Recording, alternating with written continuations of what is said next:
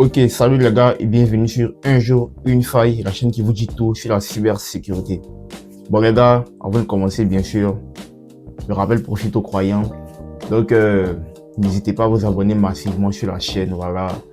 Cliquez sur la cloche de notification pour ne rien manquer des différentes vidéos. Et laissez toujours un pouce bleu si la vidéo vous plaît. Donc les gars, aujourd'hui je suis venu vous parler de quoi? Aujourd'hui je suis venu vous parler d'un thème qui est vraiment important, qui revient beaucoup et tout. Et qu'est-ce que c'est que ce thème-là? C'est bien sûr le thème de coding et cybersécurité. J'entends beaucoup dire est-ce qu'il faut être bon en coding pour pouvoir faire de la cybersécurité? Pas forcément. Bon, ma réponse est pas forcément, mais il faut avoir certaines bases en programmation, il faut avoir certaines bases en coding pour pouvoir faire de la cybersécurité. Pourquoi je dis ça? Parce que on sait tous que les applications d'aujourd'hui, les applications ont toujours été faites avec des lignes de code. Les failles de sécurité sont des lignes de code. Donc, pour pouvoir détecter une faille de sécurité, il faut pouvoir la comprendre, il faut pouvoir comprendre le code au moins. Donc, selon moi, pour vraiment être bon en cybersécurité, il faut avoir des bases en coding. Je vous vois déjà venir, vous dites, oh, ils vont encore parler beaucoup, c'est ça, ils vont encore parler beaucoup. Non.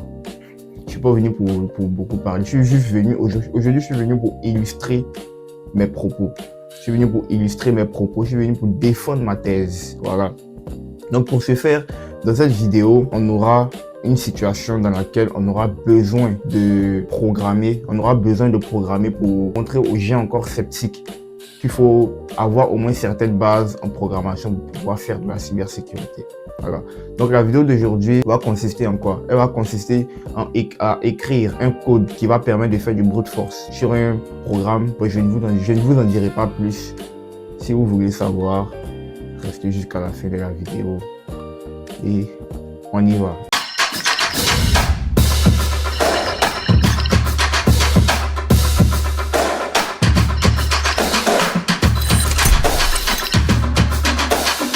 Ok les gars, donc je disais comme ça qu'aujourd'hui, on va vraiment coder. Voilà, ça sera pas du coding assez vite, assez rapide et tout ça. Je vais vraiment aller pas à pas. On aura une situation bien précise qui nous demandera des compétences en programmation. Voilà, donc je vous explique ce qu'on va faire aujourd'hui.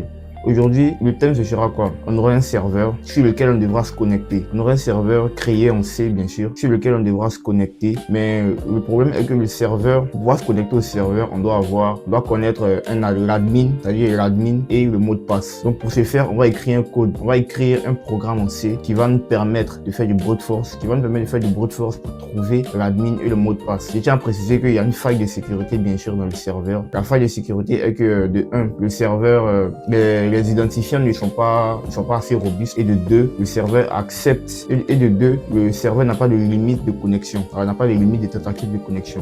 Donc voici les deux failles de sécurité, qu'on va exploiter aujourd'hui en écrivant du code bien sûr pour pouvoir faire du brute force. Donc je ne vous en dis pas plus, on va se retrouver sur ma machine pour faire cet exercice-là, pour vous montrer aussi que la cybersécurité, ce n'est pas que des outils, c'est aussi du savoir-faire, c'est aussi savoir écrire ses propres outils pour pouvoir résoudre des problèmes.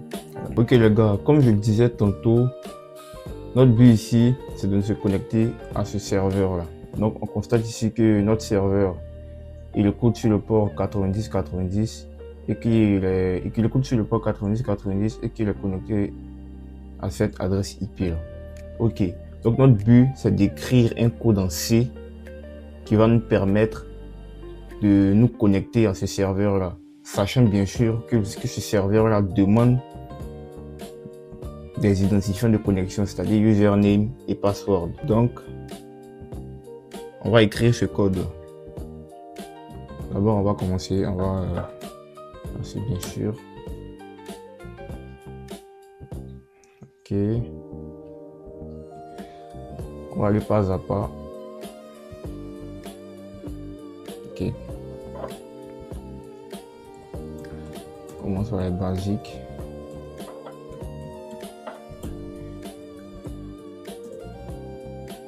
Maintenant, pour les personnes qui se demanderont, mais pourquoi il aime toujours faire ces choses en C et tout ça. J'aime bien le C, j'aime bien faire en C parce que ça me plaît. C'est tout. Non, plus sérieusement, le C, en fait, c'est vraiment un langage qui est pour pouvoir faire là, c'est pour pouvoir débuter en cybersécurité. Bon, je dirais pas d'apprendre forcément le C pour pouvoir débuter en cybersécurité, mais maîtriser le C, c'est vraiment maîtriser une bonne partie de la cybersécurité parce que le C, c'est un langage bas niveau, comme tout le monde le sait, qui touche vraiment à la mémoire, en fait. Donc, maîtriser le C, c'est vraiment comprendre le système d'exploitation lui-même, comment les données sont enregistrées dans la mémoire et tout ça. Vous voyez? Donc, maîtriser le C, c'est vraiment faire un grand bond.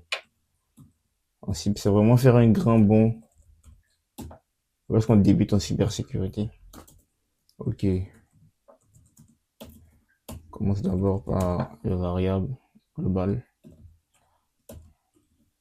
Alors, le port, c'est tout ce que c'est le port 90-90. Après, on a notre buffer, la taille du buffer. C'est-à-dire le buffer, la taille du buffer, c'est-à-dire celui qui va, et la taille de la mémoire qui va prendre les messages qu'on va envoyer au serveur. Voilà. Donc, main. Tout ce qui peut se connecter au serveur. On a besoin d'une socket. Strict. Seul cadre. Strict seul cadre.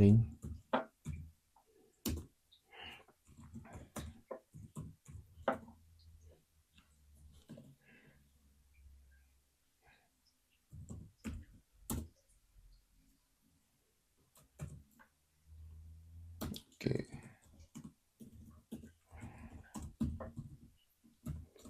Définir la variable pour le password. 4.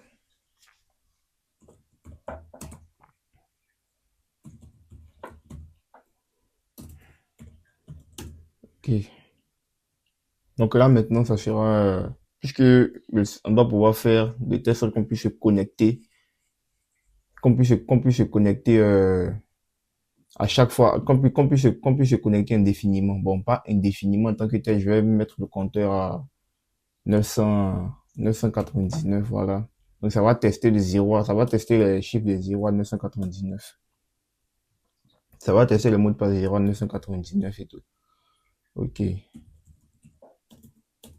Donc on aura sock, créer une socket.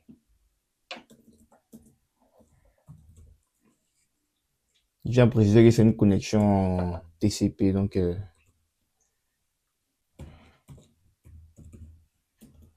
pense bien que je vais faire une vidéo sur ça aussi.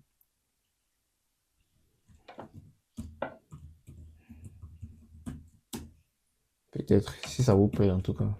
N'hésitez pas à me dire en commentaire si vous voulez que je fasse une vidéo sur la connexion TCP, sur le réseau en lui-même en fait, sur comment sur comment le protocole TCP est utilisé dans le réseau et tout ça. Si ça vous intéresse, n'hésitez pas à me le dire en commentaire et tout.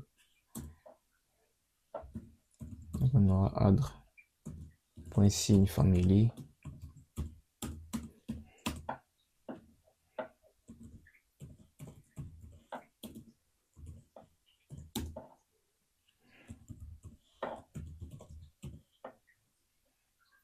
Définir le port.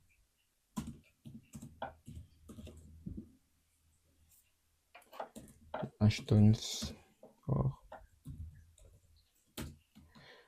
Ici on utilise Hashtones port. Pourquoi on n'a pas mis le port directement? On utilise Hashtones port parce que ça dépend en fait. Ça dépend parce que les ordinateurs de maintenant on a différentes configurations. On a le Little Indian et le Big Indian. Donc pour pouvoir vraiment être sûr, on utilise plus Ashton Sport. Voilà, comme ça, que ça soit du Big Indian ou du Little Indian, ça fonctionne. Voilà. Point signe adr. Point S, monsieur. Point signe adr. Point S.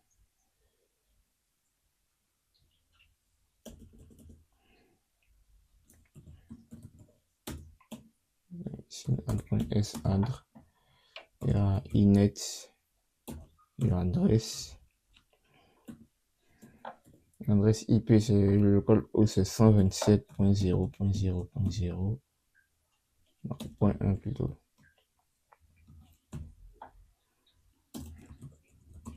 On va maintenant se connecter au serveur. On va lancer la fonction connect qui prend une socket en paramètre, une struct socadre, un pointeur sur une struct socadre.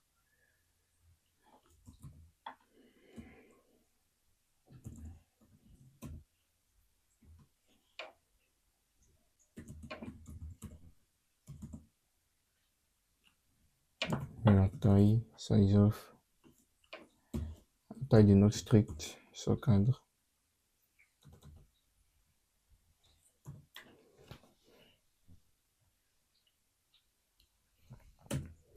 Donc là, on va définir le username.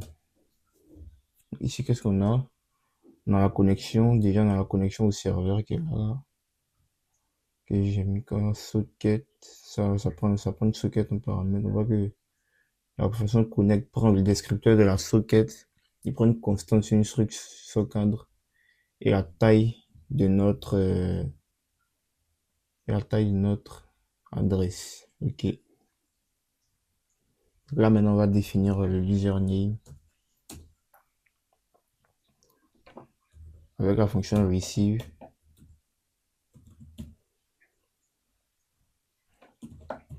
Prend une socket, prend la socket en paramètre, qui prend le buffer, la taille du buffer.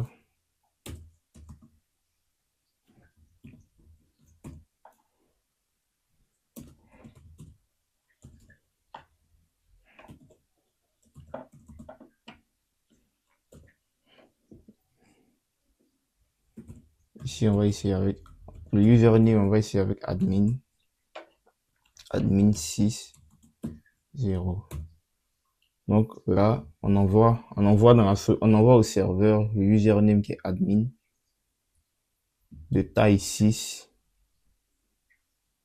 On envoie au serveur le username qui est admin de taille 6 et le flag c'est 0. Le flag par défaut c'est 0 ici. Ça c'est la partie username. Maintenant la partie password.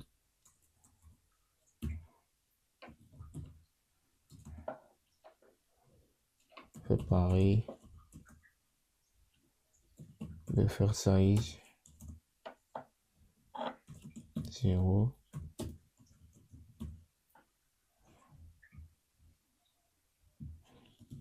On envoie toujours dans la socket. Buffer size 0. Maintenant on va faire un snprintf.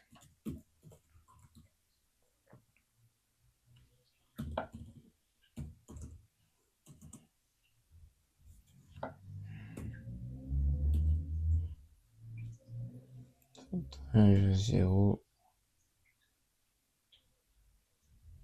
3D.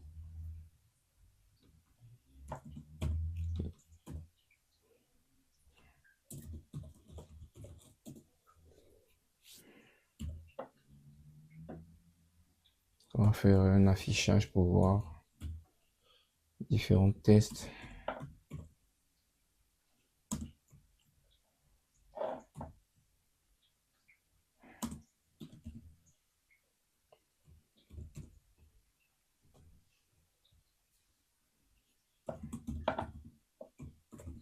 Donne le password. Ok.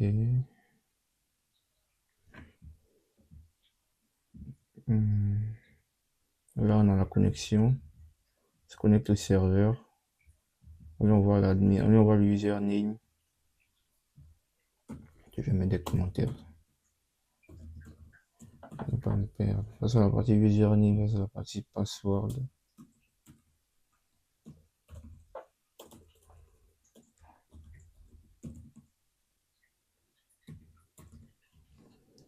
Voici password. Donc, maintenant, on va envoyer.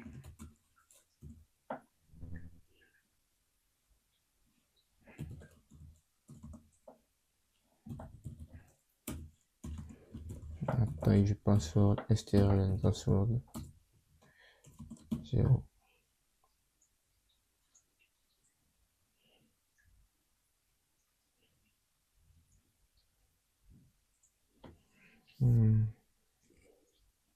strlen password 0.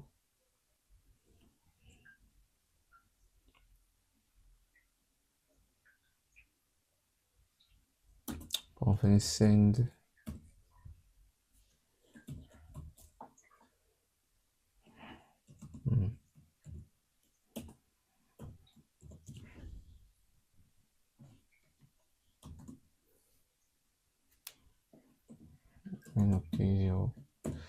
Ça va nous permettre de faire un retour à la ligne. Cette deuxième ligne va nous permettre de faire un retour à la ligne à chaque fois.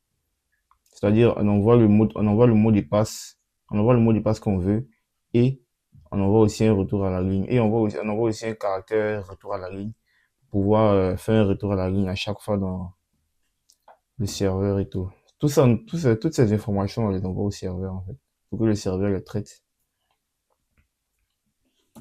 Voilà. On aura une réception du serveur. Si on a réussi à se connecter au serveur, on saura faire size -1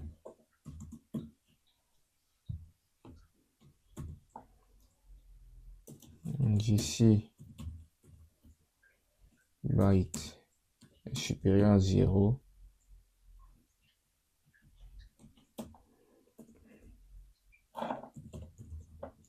Buffer le byte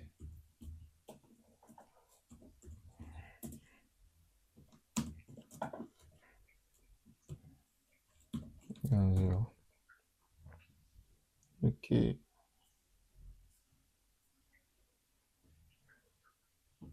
Ok, d'accord. On a aussi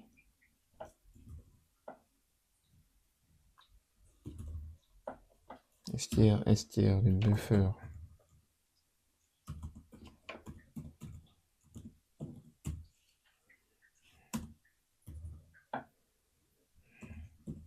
Comme ça, on va envoyer ça au serveur aussi. C'est-à-dire, on va écrire. C'est-à-dire,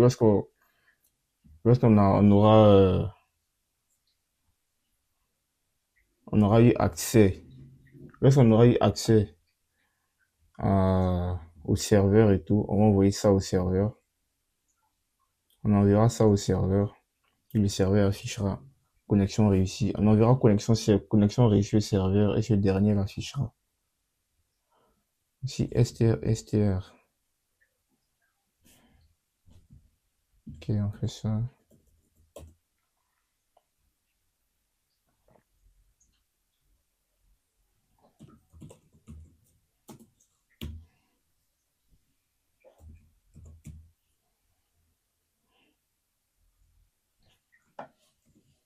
Affiche succès.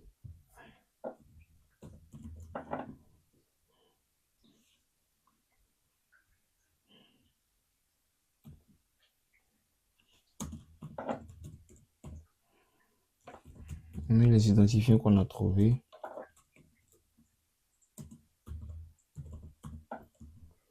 Identifiant valide trouvé. Admin.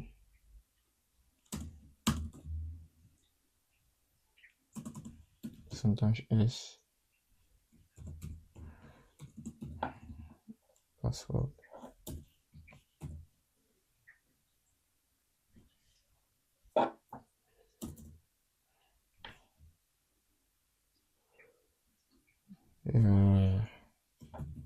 On ferme la socket, c'est-à-dire on arrête la connexion. Et on sort de la boucle.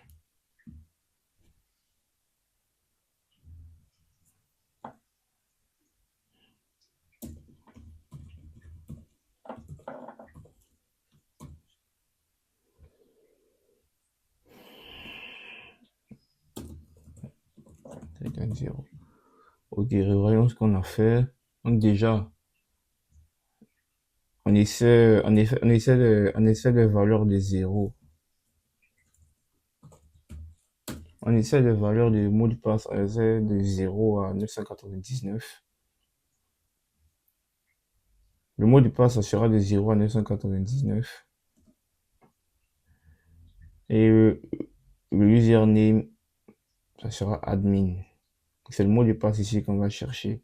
Donc, il va essayer plusieurs mots de passe pour se connecter au serveur jusqu'à ce qu'il trouve le mot de passe. Si tu regardes ce qu'il trouve le bon mot de passe, en fait, ici, ça illustre, le code ici illustre bien le principe du brute force. Il essaie toutes les serrures, il essaie toutes les clés possibles jusqu'à ce qu'il tombe sur la bonne clé. Voilà. Donc, puisque dans notre cas ici, le serveur n'a pas de limite de tentative de connexion, donc on peut on peut essayer on peut faire on peut faire autant de tentatives qu'on veut. Voilà. Donc, voilà ça. On va essayer. On va le lancer pour voir. Comme ces erreurs là. Qu'est-ce qu'il nous dit? À ligne 25. À ligne 25. Le premier connect.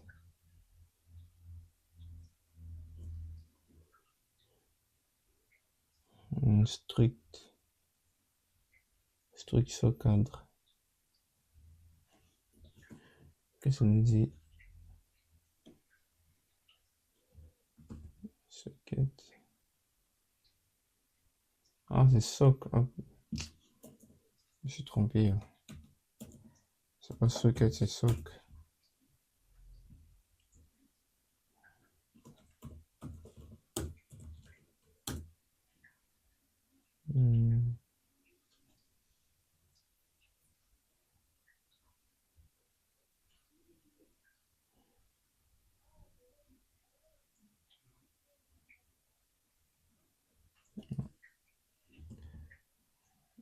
Sprintf, ah oui.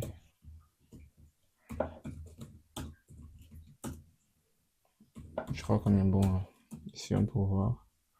Le serveur il est toujours connecté. Ok. C'est ce qu'on a. On a réussi. Donc voici toute la tentative de connexion voici tous les logs que le serveur a recueillis. Donc d'abord on a essayé de se connecter avec 0, 0. Vous voyez ici, cela, le serveur montre bien toutes les tentatives de connexion qui ont été faites. Ici on a 0, 0, 0, 0, 1, on a réussi à trouver 0, 0, 0, 42. Donc le mot de passe c'est 0, 42. Et le username c'est admin. Donc on a trouvé les bons identifiants. Ok les gars, donc vous voyez, on a la fin de cette vidéo. J'espère que la vidéo vous aura fait prendre conscience. Voilà, pour ceux qui ont déjà pris conscience, il n'y a pas de problème. Mais pour ceux qui n'ont pas encore pris conscience que on peut allier coding et cybersécurité et qu'il faut allier coding et cybersécurité, il faut pas être un script kiddie. Parce que pour ceux qui ne savent pas ce que c'est qu'un script kiddie, le script kiddie, c'est ceux qui ne font qu'utiliser ce qui est déjà préfet. Sans comprendre même ce qui est fait, ils ne font qu'appuyer sur un bouton et tout ça. Voilà, je dis pas que c'est mauvais. Voilà, je ne juge personne, mais je dis que pour pouvoir vraiment exceller en cybersécurité, il faut avoir des bases solides en programmation. Comme je l'ai dit, toutes les applications d'aujourd'hui sont faites avec des lignes de code. Même ceux qui font du vibe coding, c'est du coding. Voilà, c'est fait avec des lignes de code. Si tu veux détecter des failles de sécurité dans une application, il faut comprendre le code. Voilà, donc j'espère que cette vidéo vous aura appris de nouvelles choses, vous aura fait comprendre qu'il faut allier cybersécurité et programmation. C'est indispensable, la programmation est indispensable en cybersécurité. Voilà, donc les gars, on se dit à la prochaine et surtout, restons vigilants sur le cyberespace.